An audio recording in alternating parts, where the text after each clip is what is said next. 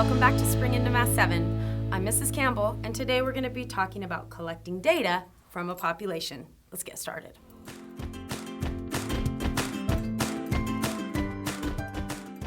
Okay, here's a funny question for you.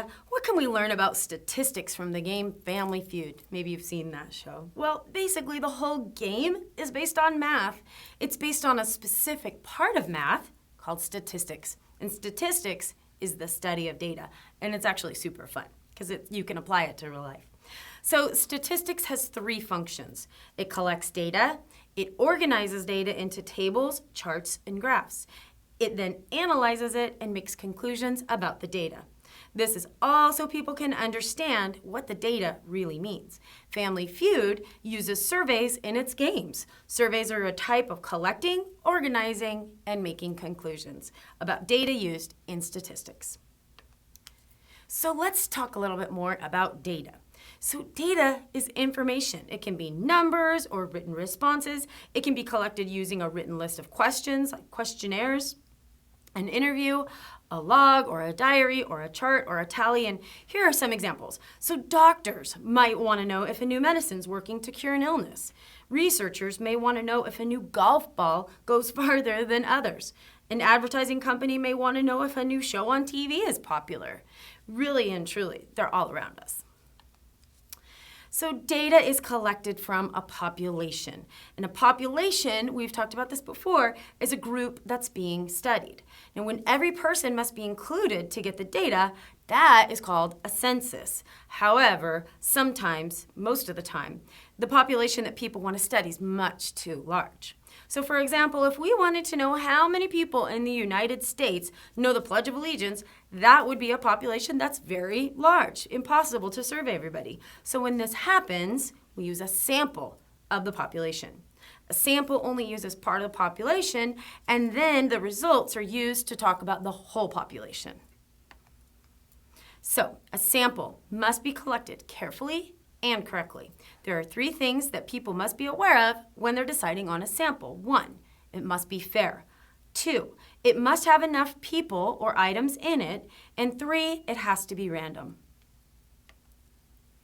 Let's talk about fair sampling. So let's think about the following situation.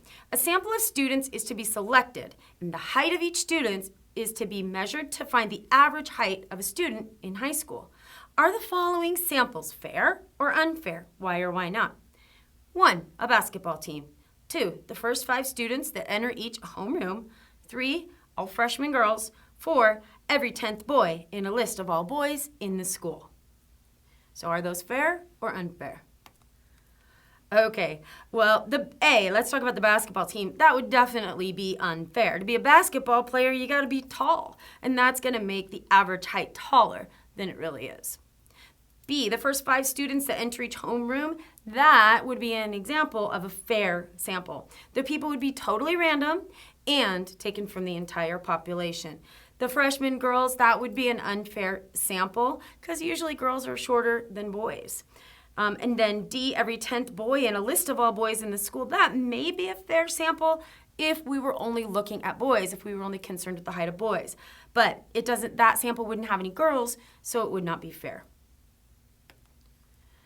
Okay, let's talk about a number in a sample. So how many is enough people in a sample? So think about this. If a doctor asked you to try a new medicine for an illness, and you asked him how many other people had tried it, what if he said 2? Would you still be willing to try the medicine? Probably not. I know I wouldn't. For a medicine to prove that it works, it has to be tried on many more than 2 people. So generally, the larger the sample size, the better the data will reflect the whole population. So if the whole population is 100 people, which of the following would be a good number in the sample? 10 people, 90 people, 30 people, or 50 people? Well, generally, the bigger, the better in this case. So 50 people would be half the population, and that'd be a good sample size, but 90, that'd be even better. So the sample sizes of 10 and 30, they're probably not going to give accurate data of the whole population. So like I said, the bigger the sample size, the more accurate your data will be. Okay, random samples. Let's talk about this one more time. Random means by chance, with no purpose. So in statistics, random sampling means to get a sample of the population equally from all parts of the population. A good random sample makes results more believable. Why? Because the sample is representative of the whole population. So let's look at an example. A survey is made to see which TV programs are the most popular in a large city. Which of the following places would get the most accurate results? In other words, which would give a more random sample? A sporting event, a rock concert, or the mall? So let's think about this for a minute. If the survey were taken at a sporting event, there's a greater chance that those people would pick sports as their favorite shows. So that would not be a random sample. If the survey was taken at a rock concert, well, there's kind of a greater chance that more people would pick music shows. So that might have more people of a certain age as well. And that's another factor that makes this a bad example of random sampling. If the survey was taken at the mall, well, there would be all ages and a diversity of people, and that would be a good example of random sampling. So let's look at a definition of biased sampling one more time. A sample of a population that is not truly random is called biased sampling. If you were told that a survey said that more people like deep dish pizza than thin crust pizza, and you weren't told where the survey was taken, you wouldn't know if it was random or biased, because what if you found out that the survey was taken in Chicago, where that's the home of the deep dish pizza?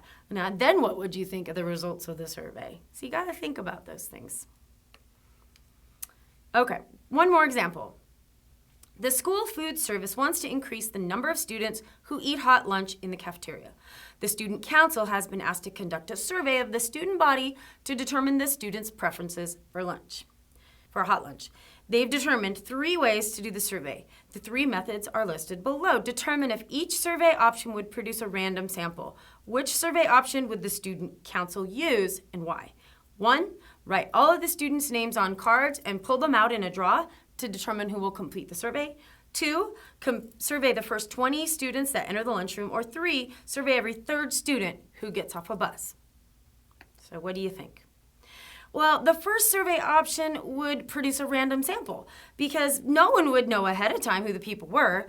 Every person would have an equal opportunity to be picked in the survey. The second survey option, that might produce a random sample because the first 20 students may be the ones who always want a hot lunch. There's no real way to be sure. And then the 3rd survey option, that may produce a random sample. Students who ride a bus may not be cold and may not want a hot lunch compared to students who walk. So there's no real way to be sure. So the best survey option for the student council to use is the first one. Names on a card is totally random. A representative sample must have an equal opportunity for all members of the population to be a part of the survey.